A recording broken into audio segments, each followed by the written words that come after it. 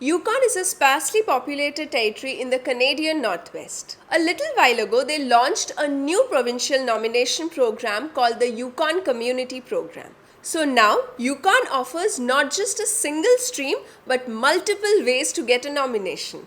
So let's take a look at all the details.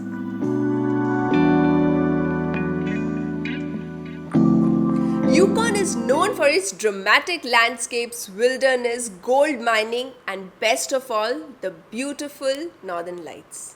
It has a population of about 35 to 40,000 people only.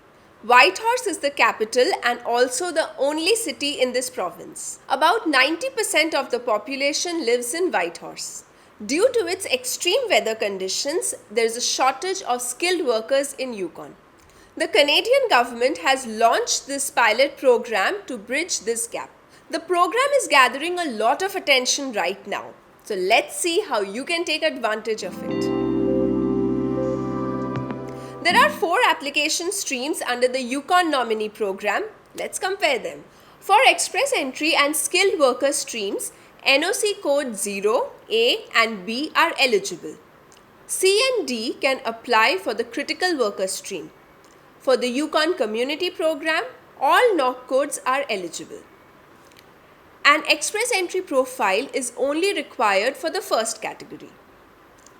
Employers need to submit an LMIA document for the first 3 streams but not for the community program. If you want to know more about LMIA, watch this video.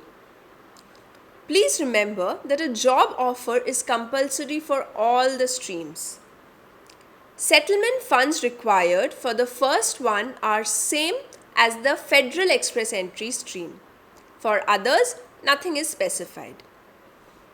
In the first stream, IELTS requirement is the same as the federal express entry stream.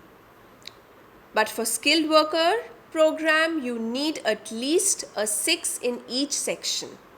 For critical worker stream, a minimum IELTS score of 4 is needed in each section.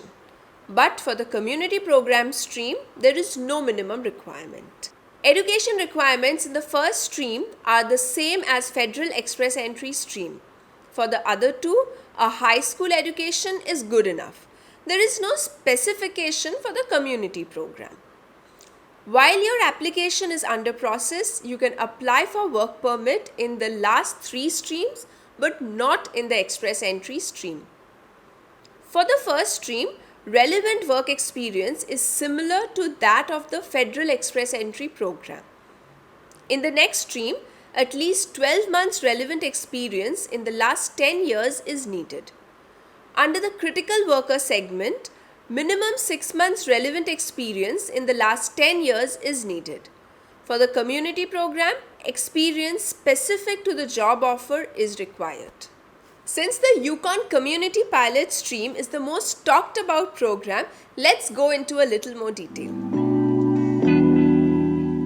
The YCP was launched in January 2020 as a 3-year pilot program.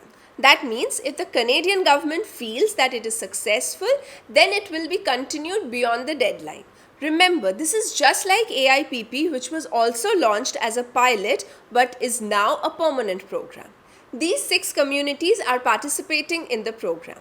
Since a majority of the population is concentrated in Whitehorse, this program aims to develop the other 5 communities as well.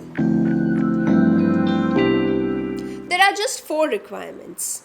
You need at least 2 or at most 3 job offers in the same participating community. All jobs together must add up to 30 hours of work per week, which is considered equivalent to a full-time job. This means you can work part-time for multiple employers. Your work experience must match the job offered to you. Finally, your salary must exceed or meet the minimum wage requirement of $13.71 per hour in Yukon. If you meet all these requirements, your employer will submit your application to the Yukon government.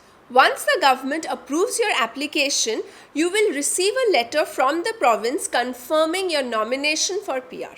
Now apply online for a work permit. Remember, This will be a location restricted and open work permit for a duration of 2 years. This means you can work with different employers but only in Yukon. The best part about this program is that you don't need an LMIA to get a work permit. You land in Canada with a job while your PR is being processed. There are no restrictions on settlement fund requirements, ECA or IELTS. But this doesn't mean that you can skip ECA and IELTS. You still need to get it done, but the minimum requirements have not been specified. All you need is a job offer. I think this is a great opportunity for people who have a low CRS score. There are two main challenges of this program. Firstly, the extreme weather conditions. Since Yukon is in the northern part of Canada, it experiences heavy snowfall for most part of the year. Temperatures can go down to -40 and beyond. But many people live there happily and it is a small but well-knit community. Secondly, there might be limited job opportunities as the population is less. In fact, that is one of the main reasons for launching this program.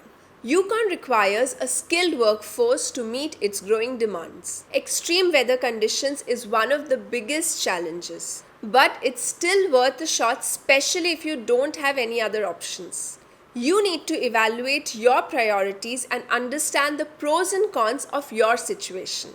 Stay motivated and focused. Since a job offer is the main criteria, I have shared some links below where you can check for jobs in your field. All the best and see you again in my next video.